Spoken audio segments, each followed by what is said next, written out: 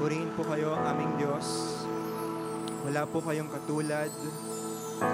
Salamat po sa inyong pong sukdulang biyaya para po sa amin. At inihiling po namin sa hapon po na ito, patuloy niyo pong katagpuin ang bawat isa po sa amin, Panginoong Diyos. Amin pong binubuksan ang aming puso, aming isipan, at aming pong inihiling, Panginoon, ang inyong pong pagpahayag, pangusap sa buhay po ng bawat isa po sa amin, Panginoon. Maraming salamat po, Lord. Amin pong binabalik po sa inyo ang lahat ng papuri, ang lahat ng pagsamba. Ito aming prayer sa pangalan ni Jesus. Amen. Sige po, yung pinakamalakas na palakpak. Come on, pinakamalakas na palakpak para po sa ating pong Diyos. Come on. Praise God. Praise God. Praise God po. Ating pong bigyan ng high five yung ating pong mga katabi kasama sa kaliwa, sa kanan. Kung meron pong mga bago sa ating pong church, ating po silang kawayan, ngitian po. Ayan, good afternoon po sa bawat isa po sa atin. Ayan, at tayo po ay makaupo na po. Welcome to S&D Worship. Meron pa pong upuan sa harapan, dito po, sa banda dito. Hanap po tayo ng ating mauupuan. Magandang hapon po muli. At sa mga hindi pa po nakilala po sa akin, ako po si Kuya Francis. Especially po sa mga first time na ating po nakasama po ngayon pong hapon. At salamat po sa Diyos na tayo po ay nakapagsama-sama po muli to worship God, no? Kahit po nitong nakarang linggo, maulan, no? May bagyo. At salamat po sa Diyos sa kanyang pong pag-iingat po sa atin. Ayan. So atin pong sabihin sa ating pong katabi, masaya ako nandito ka. Ayan. So we're happy to have everyone here sa ating pong S&D Worship. Naniniwala po tayo na God has a purpose for us. Hindi po nagkataon na tayo po ay nandito sa church. Ito po ay merong layunin ang Diyos sa buhay po ng bawat isa. At si Lord, palaging ang ginagawa niya sa buhay po natin, laging mabuti. No? Sa buhay po natin, palaging mabuti po ang ginagawa ng Diyos. Katulad po na nabanggit kanina no, sa awitin, sa panahon ng sakit, pinagaling tayo ni Lord. Sa panahon na mayroong aksidente, hindi magandang pangyayari, tayo po iningatan ng Diyos. Sa panahon ng tayo po ay mayroong pangangailangan, so Lord po nagbigay ng lahat na ating pangailangan. At palaging mabuti ang Diyos sa ating pumuhay. Amen po? Ating pong bigyan ng palakpak si Lord sa hapon po na ito. Ito pong nakarang linggo, ating pong napag-usapan, ito pong panibagong series natin. Know what He wants. Malaman kung ano ang gusto ng Diyos. At last Sunday, kay Ate Ana, ating pong napag-usapan na God wants intimacy. Gusto ng Diyos ng malapit na relasyon sa Kanya. Tayo sa Kanya. At doon po makikita natin na si Lord, nais siya na mag-spend ng time sa atin, and we want also to spend time with the Lord upang mas makilala po natin kung sino siya. At ngayon po, ating pong pag-uusapan, ating pong topic this afternoon, God wants salvation to all people. Nais ng Diyos na maligtas ang lahat ng tao. Sa ating pong buhay, no, tayo pong mga tao, madami tayong gusto, no? Alam po natin kung ano yung gusto natin sa buhay, no? Gusto natin ng material na bagay, no? Gusto mo bagong damit, gusto mo bagong sapatos, gusto mo iPhone 16. No? Madami tayong gusto sa buhay. Alam natin yung gusto natin, no? Gusto mo ng magandang kinabukasan, no? Kung ikaw magulang ka, syempre gusto mo magkaroon ng magandang future, magandang buhay yung mga anak mo. So, alam natin yung gusto natin sa buhay. Pero mas higit na mahalaga ang gusto ng Diyos. Ang gusto ng Diyos ay iba sa ating pong gusto. At katulad nung napag-usapan po natin last Sunday, God wants intimacy. Sa ating pong patuloy na pagpapalalim sa ating pong relasyon kay Lord, yung malapit na relasyon sa Panginoon, ating pong nalalaman kung ano ba yung gusto ng Diyos sa buhay natin. Kapag tayo nagbabasa ng Bible, kapag tayo nagpipray, ating pong nakikilala kung sino ang Diyos at ating pong nalalaman kung ano ba yung gusto niya para sa atin. At ang gusto po ng Diyos ay salvation to all people. Kapag po tayo ay lumalago sa ating intimacy kay Lord, halimbawa kapag tayo nagpipray, ating pong sinusuko sa Kanya yung ating pong mga gusto, ating pong naisin ng buhay. We surrender to the Lord the desires of our hearts. Na Lord, yung itong nais ko sa buhay, itong nais ng puso ko, isinusuko sa iyo. At hinihiling ko, Lord, na yung God's desire, yung gusto ng Diyos, ang maging laman ng puso ko. Be a man after God's own heart. Maging laman ng ating puso kung ano ang laman ng puso ng Diyos. At ang laman ng puso ng Diyos, kaligtasan ng lahat ng tao. Ating pong verse this afternoon, 1 Timothy 2, verse 4 to 6. 1 Timothy 2, verse 4 to 6. God, our Savior, who wants all people to be saved and to come to a knowledge of the truth, for there is one God and one mediator between God and mankind, the man Christ Jesus, who gave himself as a ransom for all people. This has now been witnessed to at the proper time. Sa Filipino, sa Tagalog, ibig niyang ang lahat ng tao ay maligtas at makaalam ng katotohanan ito, sapagkat iisa ang Diyos at ang Jesucristo lamang ang taong tagapamagitan sa atin at sa Diyos. Inihandog niya ang kanyang buhay upang tubusin ang lahat mula sa kasalanan. At ang katotohanan ito ay pinatunayan sa takdang panahon. So, God wants salvation to all people. At atin po munang tignan yung kahalagahan natin sa Panginoong Diyos. God values so much all people. Lubos na pinapahalaga ni Lord ang lahat ng tao. Taong mayaman, mahirap, bata o matanda, anumang background mo, anumang buhay mo, mahalaga ka sa Diyos. Mahalaga ka sa Panginoon. Mahalaga sa Diyos lahat ng tao. So pakisabi sa katabi mo, mahalaga ka sa Diyos.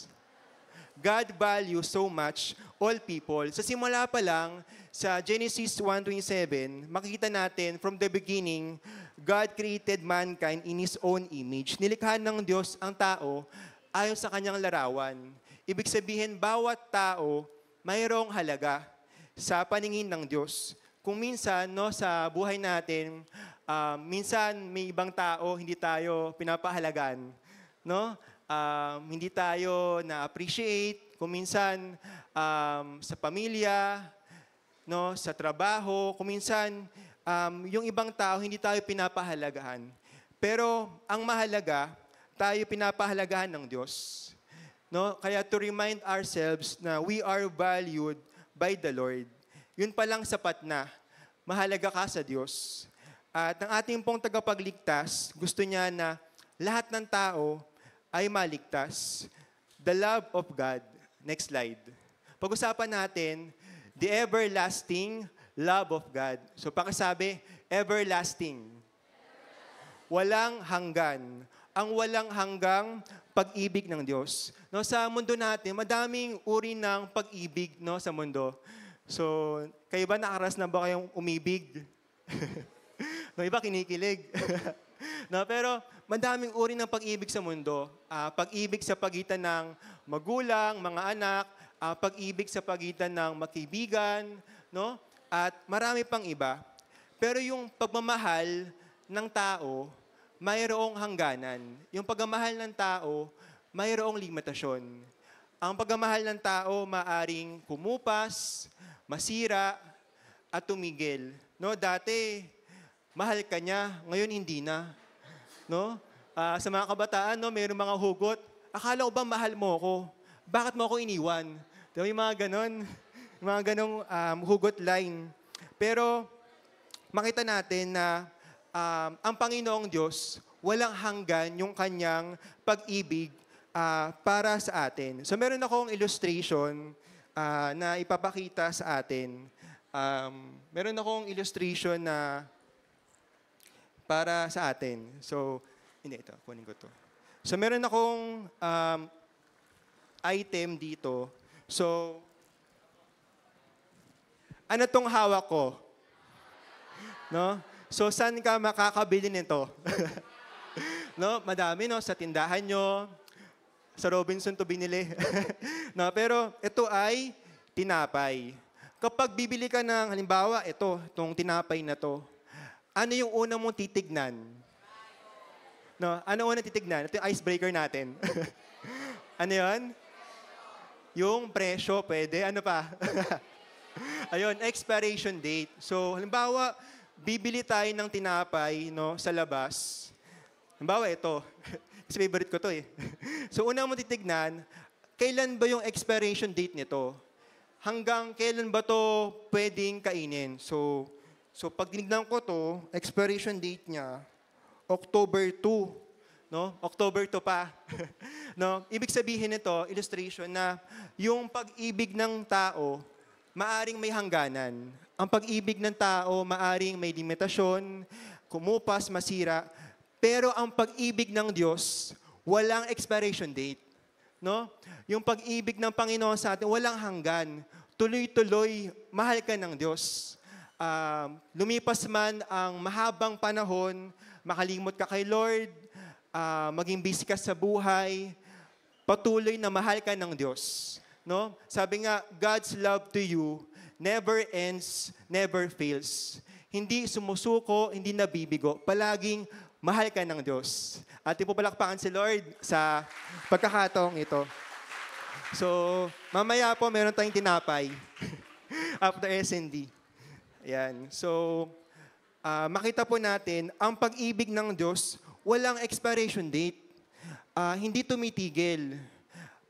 Yung pag-ibig ni Lord, palaging tuloy-tuloy para po sa atin. No? Kung minsan tayong mga tao, minsan ating naranasan, iniwan tayo ng ibang tao, pinabayaan tayo, broken-hearted, pero ang pag-ibig ng Diyos sa iyo ay walang hanggan. No? And sa next verse, Jeremiah 31 verse 3, the Lord appeared to us in the past, saying, I have loved you with an everlasting love. I have drawn you with unfailing kindness. Sa Filipino, napakita ako sa kanila mula sa malayo. Sa simula pa, iniibig ko na sila, kaya patuloy ako magiging tapat sa kanila. God have loved you with an everlasting love. No? Sa simula pa, inibig ka na ng Diyos. Kaya patuloy siyang magiging tapat sa iyo. Patuloy na magiging faithful si Lord sa buhay mo. No? Bago ka isinilang sa daigdig na ito, mahal ka na ng Diyos. Amen? No? Nabigo ka man, nagkamali ka, mahal ka pa din ng Diyos. Ang pag-ibig ng Diyos sa iyo ay walang hanggan. God's love to you never ends, never gives up, and never fails. No? Kapag ka nagkamali ka, hindi mo kailangang tumakbo palayo sa Diyos. Ang kailangan mong gawin, tumakbo palapit sa Panginoong Diyos. Kasi siya yung ating kailangan. Siya yung ating sandigan. Siya yung makakatulong sa ating buhay. Mahal ka pa din ng Diyos. Kahit ilang beses ka man magkamali, ano man yung magawa mo, mahal ka pa din ng Diyos. Ang pag-ibig ng Diyos sa iyo ay hindi sumusuko. God's love to you never gives up. Kapag minsan, no, kapag ka naramdaman mong nag-iisa ka, parang mag-isa lang ako sa buhay, ayoko na, pagod na ako, palaging pakiramdam mo, alone ka, nag-iisa ka. Remind yourself na ang Diyos sa langit, mahal ka. Ang Diyos sa langit ay pinapahalagahan ka. No, kanina nabanggit ko, no, nung ikaw ay nagkasakit, ilang beses ka nagkasakit, no? Paulit-ulit, year after year, every year, pero palagi pinapagaling ka ng Diyos. Amen? Palagi kang pinapagaling ng Panginoon kasi mahal ka niya. No? Kung minsan sa pamilya mo, may mga kakulangan tayo, no? Madami tayong mga pangangailangan, meron tayong financial needs, marami kang pangangailangan, bawat araw si Lord nag-provide para sa iyo. No? At ating nakita na God's love to you never ends. No? Palagi tayong mahal ng Diyos. Sa next verse, sa next slide, makita natin ano ba yung kalagayan natin. Ano ba yung naging kalagayan ng tao? Sabi sa Romans 3:23, sabi, "For all have sinned and fall short of the glory of God." Sapagkat ang lahat ng tao ay nagkasala at walang sino man nakaabot sa kaluwalhatian ng Diyos. No? Sa ating isipan, no? Sa ating salita, sa ating gawa, lahat tayo nagkasala. Hindi tayo nakapantay sa pamantayan sa standard ng Panginoon. Sa book of Genesis, no, kung ating mabasa yung scripture, makita natin na Adam and Eve fall into sin. Nahulog sila sa kasalanan. Doon nagsimula at lahat ng tao sumuway sa kautusan ng Diyos. Ito yung ating kalagayan. Walang sino man ang hindi nagkakasala. Magkakatulad tayong lahat. For all have sinned. No? Ang kasalanan, hindi lang panlabas. No? Diba yung mga panlabas na gawa na makita mo kasalanan, yung pagsinungaling, pagnanakaw, no? Yung bang merong ninakaw na budget, no, ng bansa natin. Pero ang kasalanan, panloob din siya ng mga katangian. Halimbawa, kung minsan meron tayong pride, no, meron tayong kayabangan, meron tayong inggit sa ibang tao. Uy, buti pa siya, may ganito siya. Meron tayong galit, no? So, meron tayong pagnanasa sa isang tao. So, ang kasalanan ay panloob din na katangian. Lahat ng tao nabigo sa standard ni Lord. Kaya kailangan talaga natin, mga kapatid, ng biyaya. Kailangan natin ng grace. Kailangan natin ng grace of God through Jesus Christ. Kasi si Lord, banal siya. God is holy. And sin separates us from God. Ang kasalanan, ito ang nagpapahiwalay sa atin at sa Diyos. No? Kapag tayo gumagawa ng kasalanan, tayo'y lumalayo kay Lord. Dati, ang lapit-lapit nyo. Pero kapag tayo gumagawa ng kasalanan, palayo tayo ng palayo sa Panginoon. At ang totoo, tayo ang tunay na lumalayo sa Panginoong Diyos. Nagkaroon ng napakalaking bridge, gap between man and between God. Napakalaki ng naging gap, no? Dahil lang sa kasalanan. Sin separates us from God. And sabi nga sa Romans 6:23, "For the wages of sin is death." Ang kabayaran ng kasalanan ay kamatayan. Kamatayan, ibig sabihin pagkakahiwalay, separation. Na dahil tayo ay nagkasala, tayo ay nahiwalay sa Diyos ngayon at panghabang buhay. Spiritual na pagkahiwalay sa Panginoon. Ngayon at sa future, wala hanggang paghihirap sa impyerno. Hiwalay tayo sa Diyos ngayon at magpakailanman. And dito makita natin na since in the beginning, no, God wants salvation to all people. Noon pa lang, no, nung si Adam at Eve umalis ng Garden of Eden, doon pa lang si Lord sa kanyang puso, gusto niya na maligtas lahat ng tao. Doon pa lang, sa time na yon, gustong-gusto ng Diyos na maligtas ang lahat ng tao. God so much wants all people to be saved. So He created ways to make it happen. Labis na nais ng Diyos na ang lahat ng tao ay maligtas. Kaya gumawa siya ng mga paraan upang ito ay mangyari. Diba halimbawa sa atin, no? Kapag gusto mo yung isang bagay, may gagawin ka, no? Para maabot mo to, para mapangyari to. Halimbawa, no, sa school, no, sa atin, sa mga estudyante, halimbawa, ang goal mo ang gusto mo, makasama ka sa with honors sa school, no? May gagawin ka, no? Mag-aaral kang maigi, no? O kaya sa sports, sino dito mahilig sa sports? No, halimbawa sa sports, gusto mong manalo kayo doon sa liga ng basketball at gagawin mo, mag-ensayo ka, no? Araw-araw practice kasama mga tropa, no? O kaya halimbawa sa mga nagtatrabaho, meron kang gusto ko magkaroon ako ng promotion kasi ang tagal ko na eh. Ang tagal ko na sa kumpanya namin. Ilang years pa ba? Bago magkaroon ng promotion. No, may gagawin ka. You will do an extra mile. You will do more than what is required. You will do out of your scope sa work. No, para lang magkaroon ng promotion. No, may gagawin ka. Sa mga magulang, gusto mo bigyan ng magandang buhay yung mga anak mo. Kaya yung tatay maghahanap buhay ng maigi. Yung magulang mo, magpupuyat para lang ayusin yung gamit mo, paglutuan ka. So kapag gusto mo isang bagay, may gagawin ka. At si Lord, gustong-gusto niya na maligtas lahat ng tao. Kaya meron siyang mga ginawa. No? Doon sa Bible, kung mabasa natin from Genesis to Revelation, yung buong scripture, makita natin na buong scripture, buong Bible sinasabi na si Lord, God wants salvation to all people. Gumawa siya ng mga paraan. No? Halimbawa, makita natin na si Lord, gumamit siya ng mga tao. Tumawag siya ng mga tao upang gamitin, upang ang mga tao ay maligtas. Diba? Tinawag niya si Abraham. No? Si Abram. Tapos, tinawag niya si Joseph, the dreamer. No? Tinawag niya si Moses, no? Yung Red Sea na hati sa gitna. No? The sea turned into two, divide into two. Nahati sa gitna yung karagatan, no? At sila ay lumakad doon upang tumawid, no? Tapos si Lord tumawag siya ng mga warrior, mga mandirigma. Tinawag niya si Joshua the warrior, mighty warrior of God.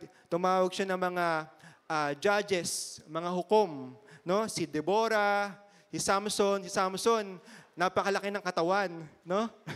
Laki ng katawan ni Samson. Tapos tumawag si Lord ng mga hari, no? Si King Saul, si Haring Saul, King David, no?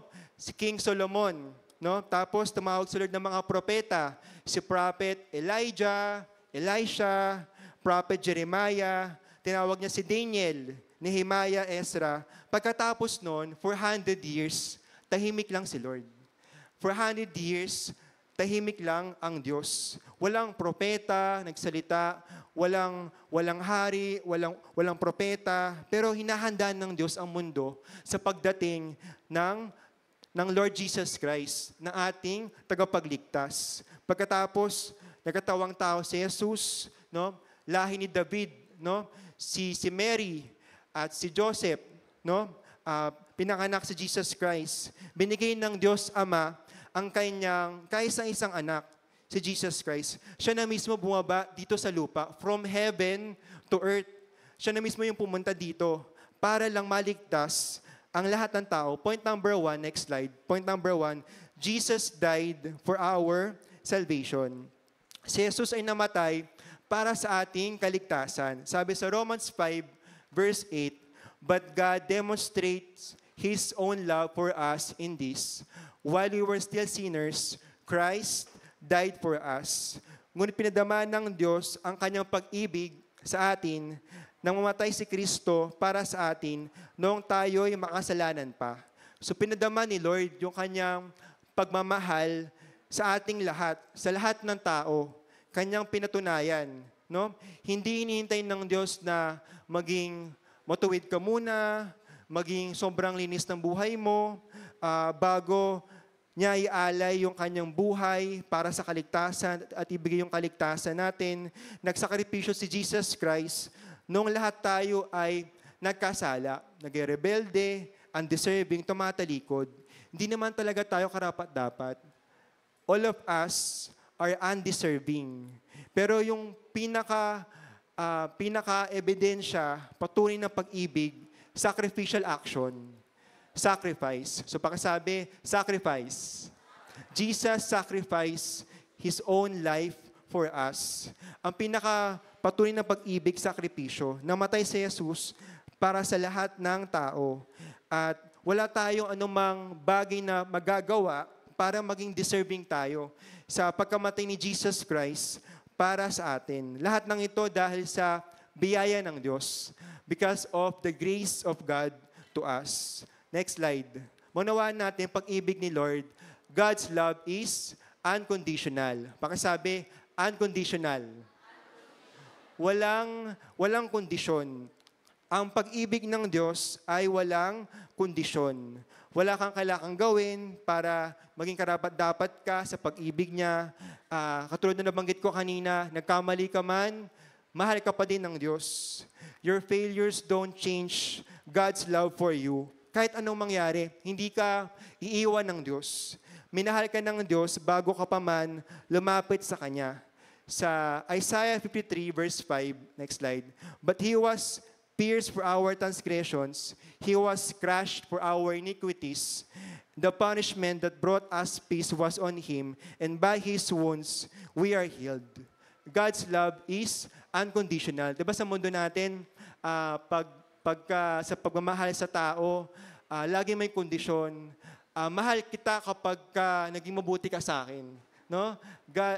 Human love is conditional, but God's love is unconditional. Dahil sa ating mga kasalanan, si Jesus Christ ay nasugatan. No, yung dalawang kamay niya, yung kanyang paa, pinako sa krus. Bakit? Hindi dahil sa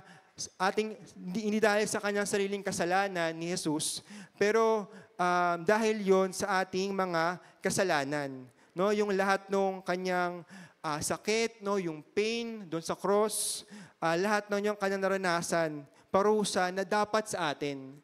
Tayo dapat yung makaranas noon, pero siya ang kumuha. Binugbog si Jesus dahil sa ating kasamaan. Hinampas siya, no, ang daming sugat. Imagine mo, no, yung latigo na hinampas kay Jesus for many times, no, yung mga ginamit na bagay sa kanya na matinik, bawat hampas sa kanyang dinanas para lang sa atin. No? Tinanggap ni Jesus yung parusa na dapat sa atin. At bilang kapalit, natanggap natin ang kapayapaan sa Diyos na tayo ay pwede nang magkasundo sa Diyos Ama, sa ating relationship sa Father. Hindi na tayo mga kaaway ng Diyos. Tayo ngayon ay anak ng Diyos. No? Yung pagdurusa ni Jesus sa krus ay nagdulot ng kagalingan, ng healing sa ating buhay.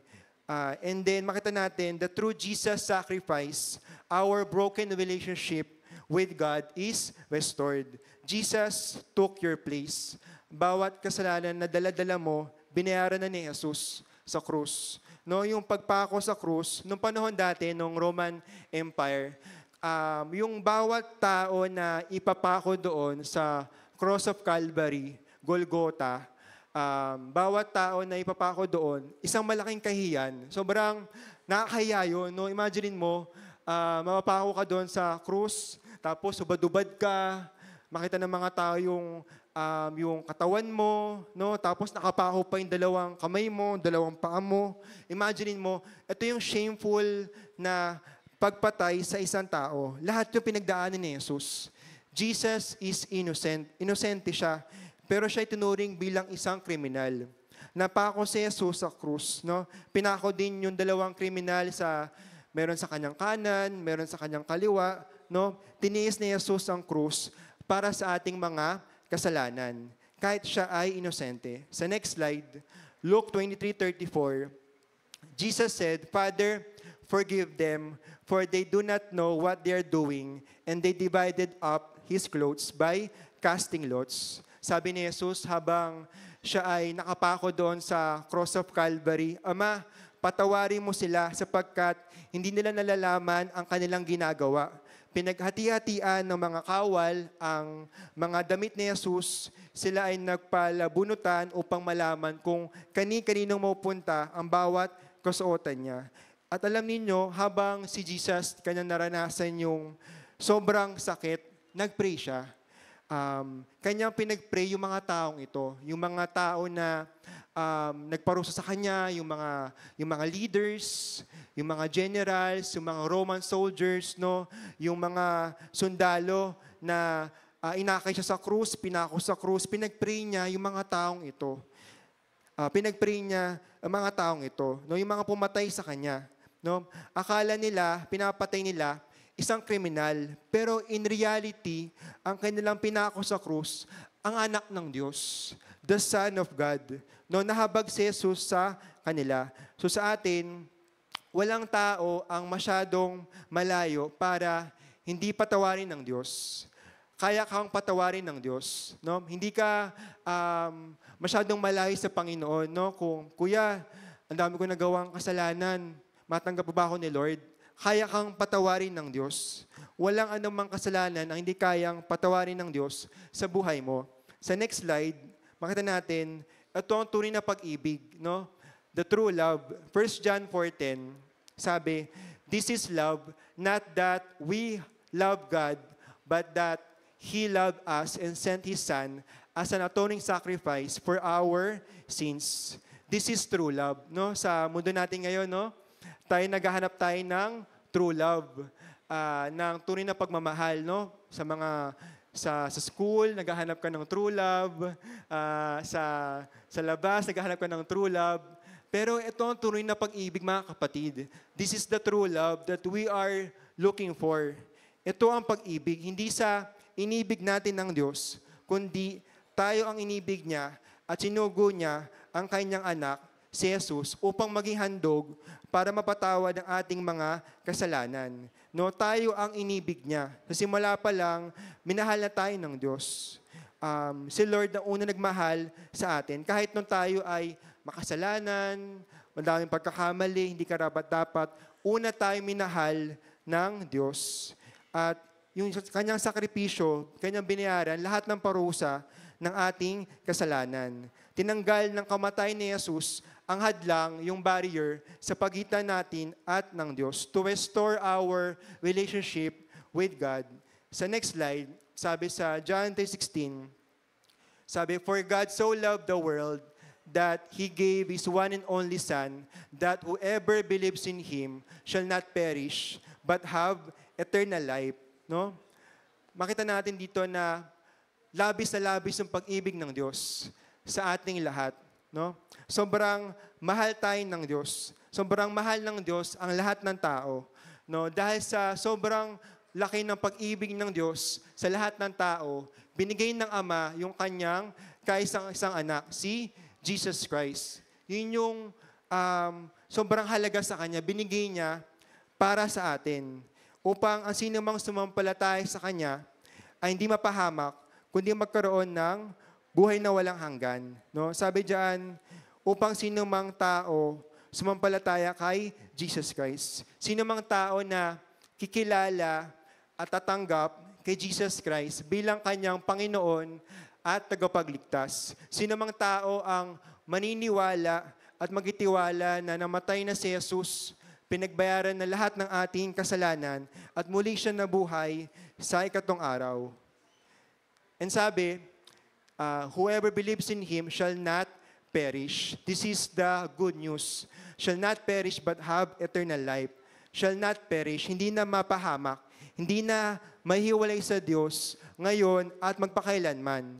Hindi mo na maranasan yung walang hanggang paghihirap sa impyerno, no? Kundi magkakaroon ka ng buhay na walang hanggan. Maranasan mo yung buhay na kasama ang Diyos ngayon at magpakailanman. Pagkakaroon ng relasyon kay Lord. Ito'y isang bago at walang hanggang relationship sa Panginoong Diyos. God wants salvation to all people. So ang kaligtasan ay nais si Lord na ipagkaloob sa bawat isa sa atin. No? At sa ating panahon po ngayon, ito ay napakahalaga sa bawat tao. No, meron akong illustration para sa atin ngayon. Meron akong papakitang illustration para sa atin. So, hanap ako ng pwedeng makasama ko. Sino kaya? Tawagin ko na lang si Derek. Ayan. Meron akong illustration para sa ating lahat. So, sige, halika, Derek. Ating i-cheer naman si Derek. Ayan. So, isang representative, no? Sige, punta ka dito, Derek. So, si Derek, kanyang nire-represent lahat ng tao. Halika dito. Si Derek po ay disciple ko.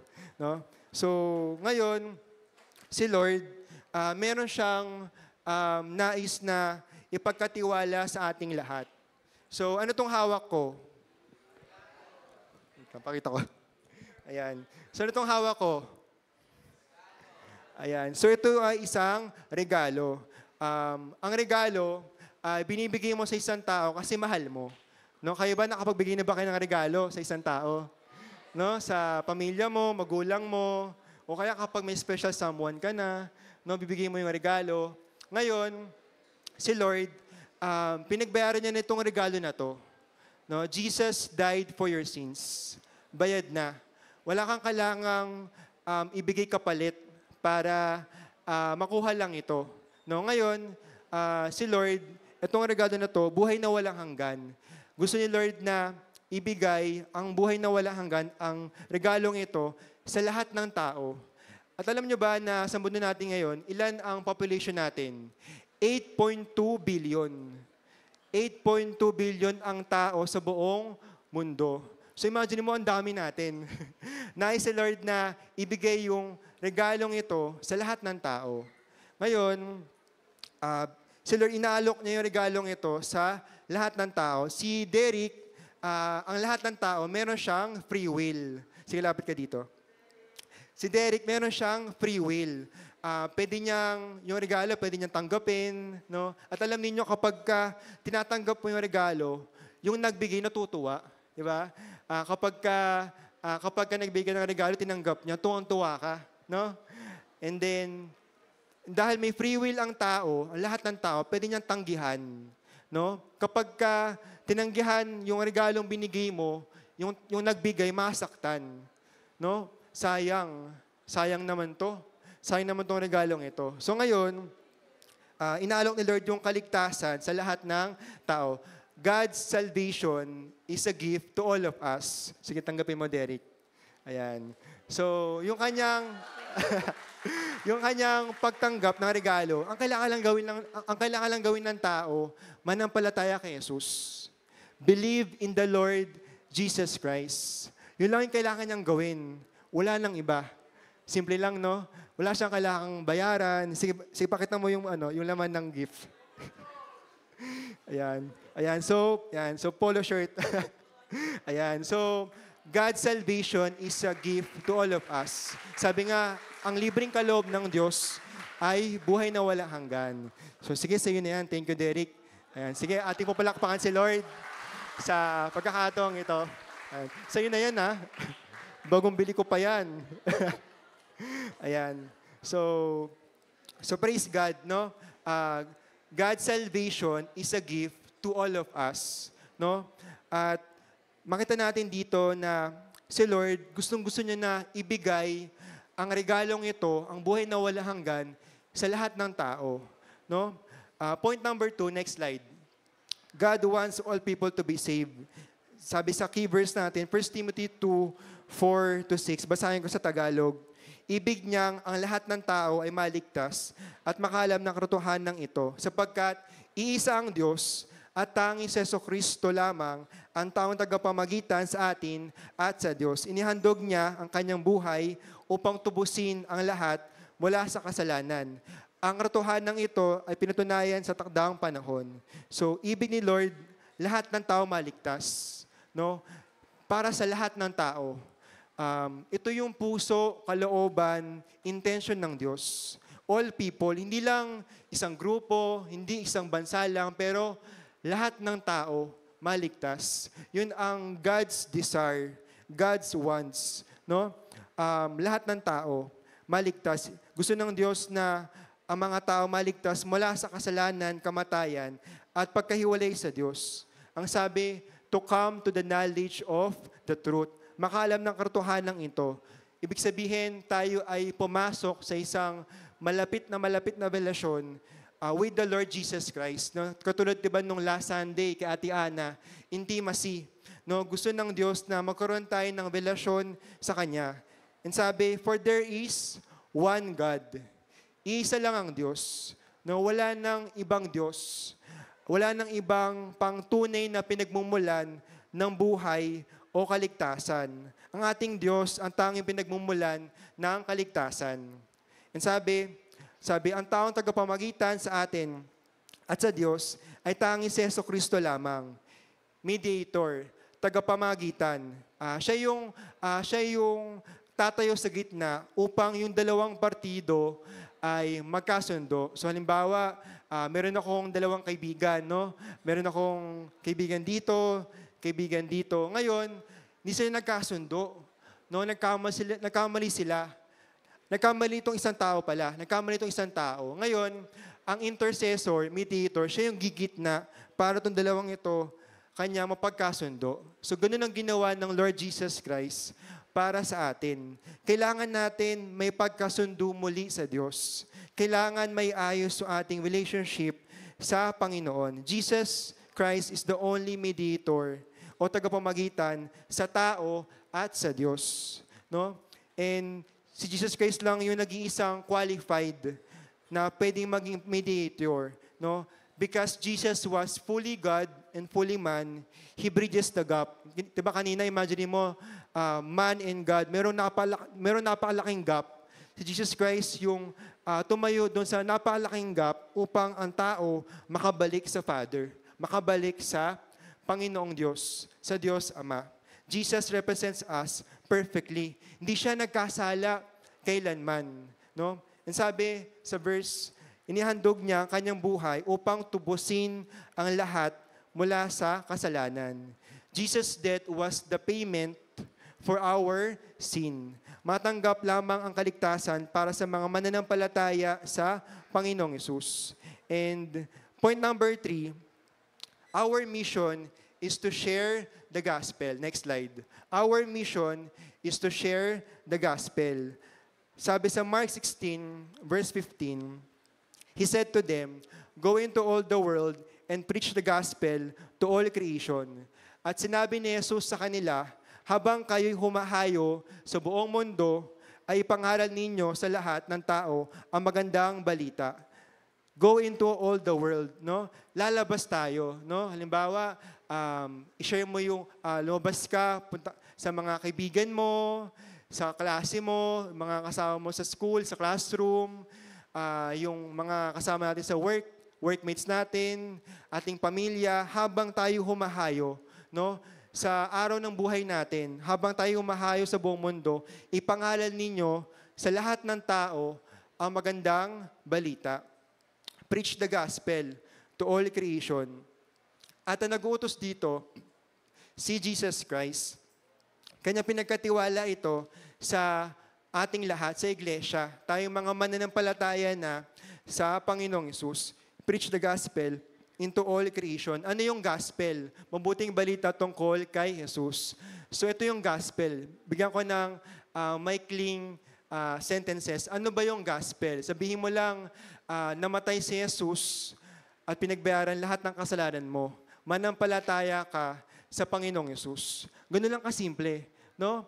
Preach the gospel into all creation, sa lahat ng tao. No?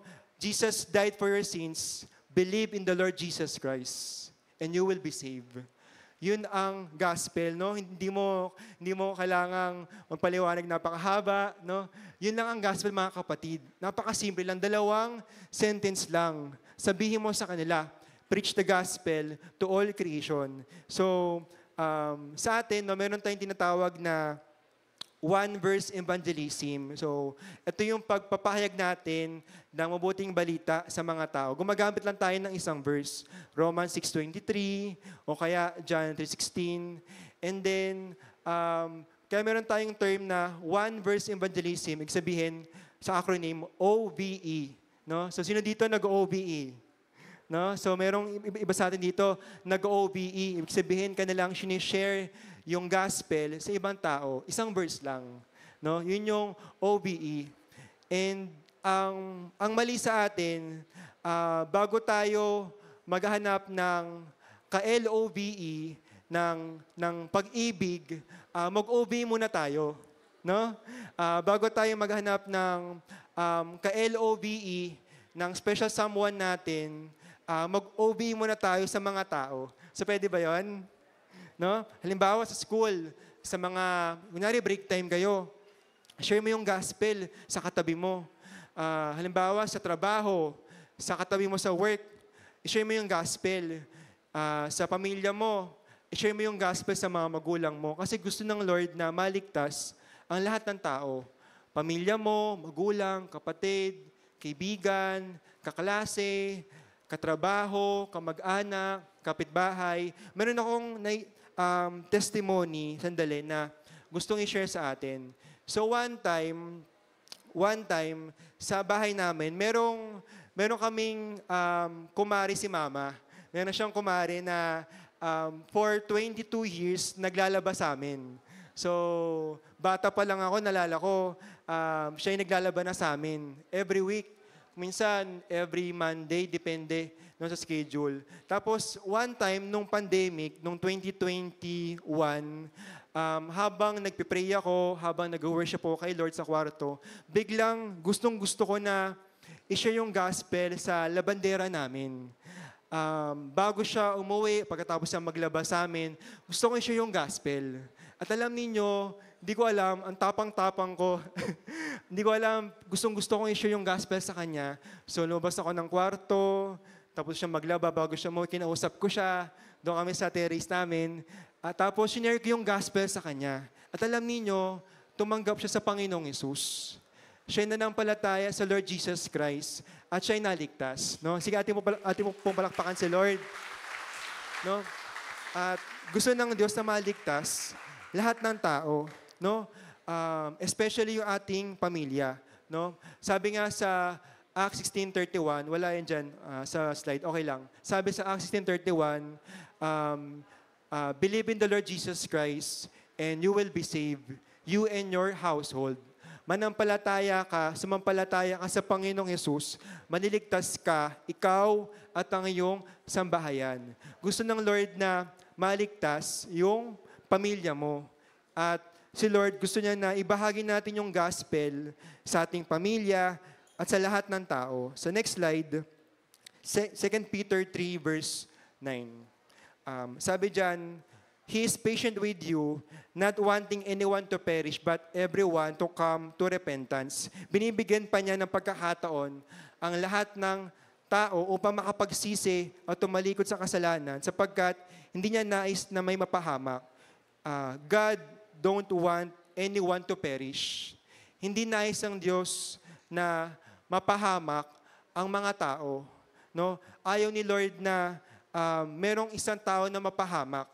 At sabi, binibigyan ni Lord ng pagkakataon tayo. No? Si Lord binibigyan niya tayo ng maraming pagkakataon para tayo ay magsisi sa kasalanan, para tayo manampalataya sa Panginoong Hesus. No, baka it's been years na tayo ay tumalikod kay Lord at si Lord tinatawag niya tayo ngayon na bumalik sa Kanya.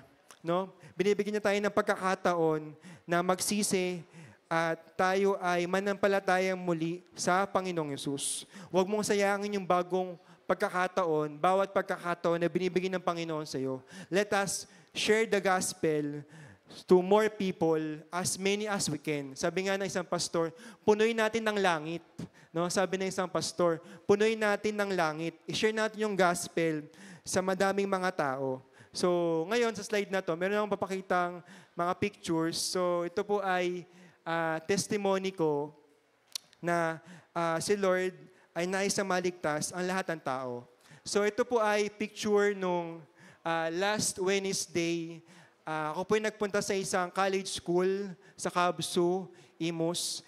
At nakapag-share po ako ng gospel sa 15 third-year college students. No? Sige po, ating po palakpakan si Lord. Kahit naulan, salamat sa Lord na natuloy pa din.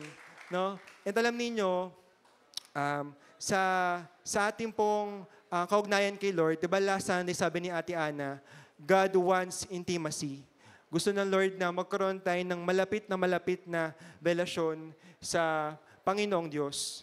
At habang tayo ay lumalago sa ating intimacy kay Lord, habang lalo tayong lumalago sa ating pong relationship sa Panginoong Yesus, yung nais ng Lord, yung God's desire, ay magiging God's desire ng puso natin.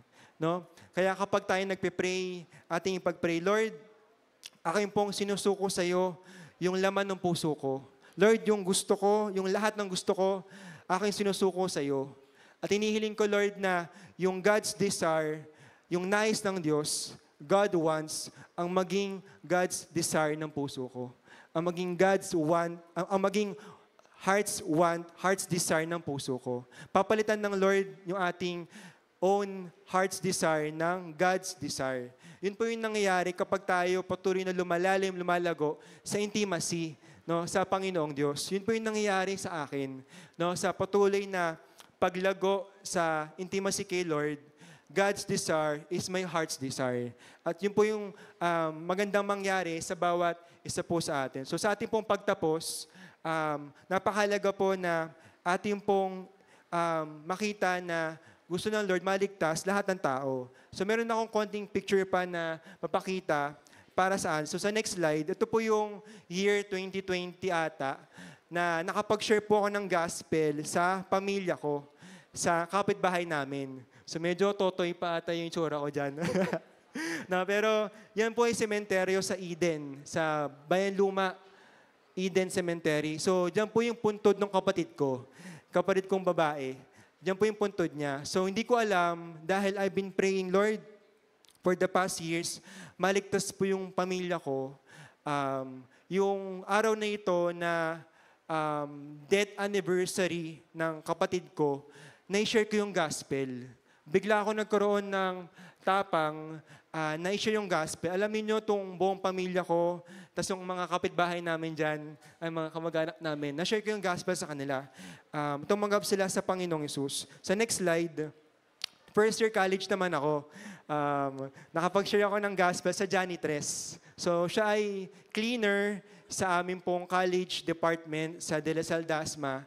At na-share ko po yung gospel sa kanya habang nung uwian ko. Tapos sa next slide. Sa next slide, ito po, na-share ko naman yung gospel sa mga kaklase ko. So yan po ay first year college ako, no? Mga tropa ko yan, no? Na-share ko po yung gospel sa mga kaklase ko. And then sa next slide, ito naman po last year. Last year, habang kumakain ako sa Chowking ng tanghalian, meron lumapit sa akin isang lalaki. Nanghihingi ng pera, may sakit yung magulang niya, malubha. Sabi ko, wala akong perang may bibigay sa'yo. Pero gusto kong i-share sa iyo yung gospel. Gusto kong ipag-pray ka ng pagpapala at pagalingin ng Lord yung nanay mo. So, ang ginawa ko po, sige po, ating mo palakpakan si Lord. So, na-share ko yung gospel sa kanya, and then tumanggap siya sa Lord Jesus. Pinag-pray ko ng pagpapala siya at ang kanyang pamilya, yung nanay niya may sakit. Pero naniniwala ako na nung pinag-pray ko siya, pinagpala siya pati nanay niya. Gumaling yung nanay niya, I believe. No? So, yun po. No? And then, sa next slide po, sandali lang po ito. Ito po yung picture ng labandera kanina. Kwento ko. So, na-share ko po yung gospel sa labandera po namin nung pandemic. No? Siya po yan. For 22 years, siya ay naglalaba para sa amin po, sa pamilya po namin. And then last picture, next slide. So, ito naman po, 1 year ago din ata. So, ito naman po, 1 year ago, galing akong church. Alam ko, parang nag-pray lang akong mag-isa sa church, weekday.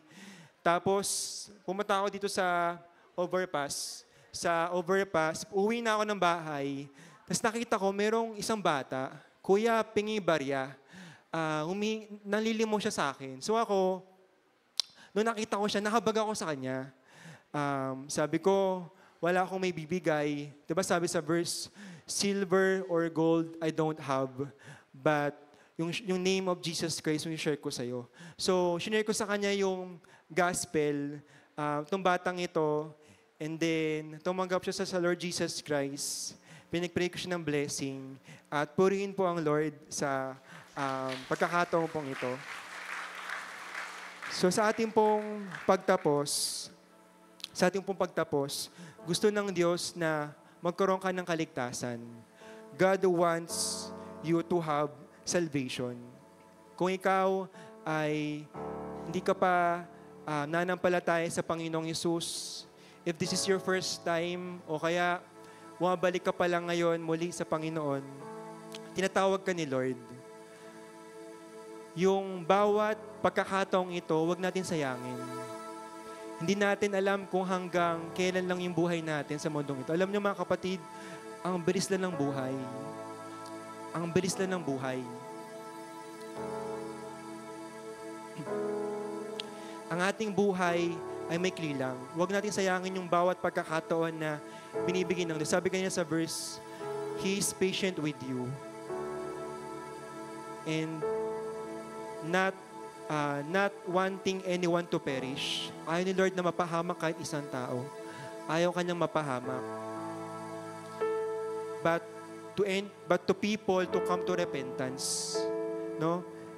Tayo ay magsisi sa ating mga kasalanan and believe in the Lord Jesus Christ. Manampalataya ka sa Panginoong Yesus. And si Lord gusto niya pagpalain yung buhay mo. Patawarin ka sa lahat ng iyong kasalanan, magkaroon ka ng relationship sa Kanya, magkaroon ka ng buhay na wala hanggan, yung buhay na maranasan mo, yung buhay na kasama ang Diyos, ngayon at magpakailanman, eternity with God forever.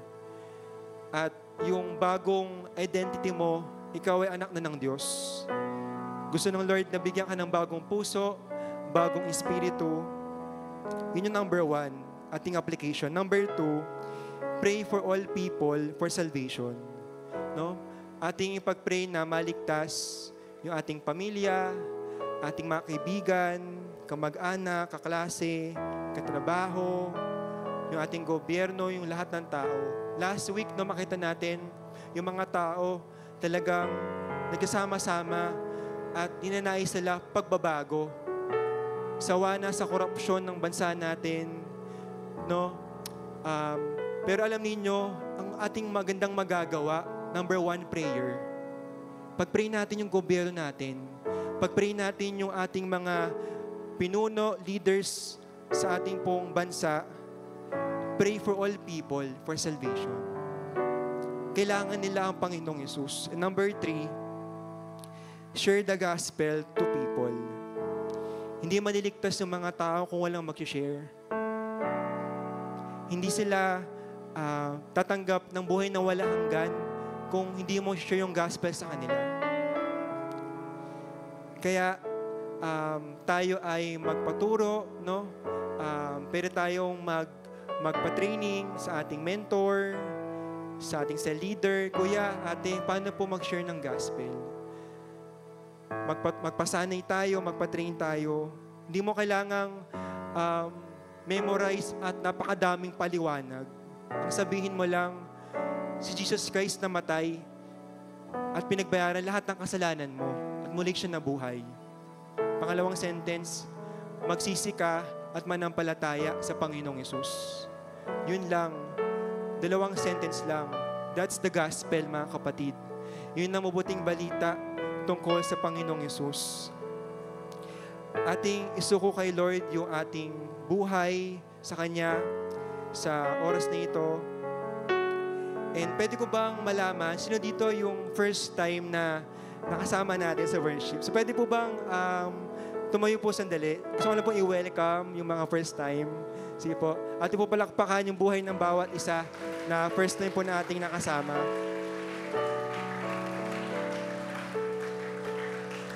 Mahal kayo ng Diyos at meron sa Lord na napakagandang plano sa buhay ninyo. Sige, pwede na po kayo maupo.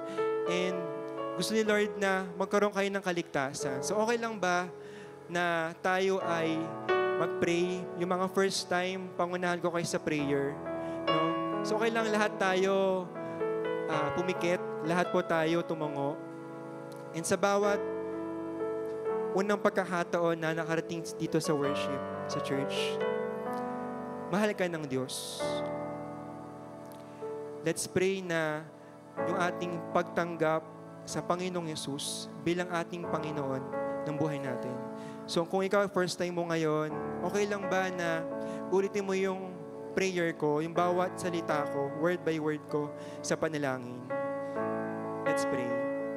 Panginoon, inaamin ko po na ako ay isang makasalanan at pinagsisihan ko ang lahat ng aking kasalanan.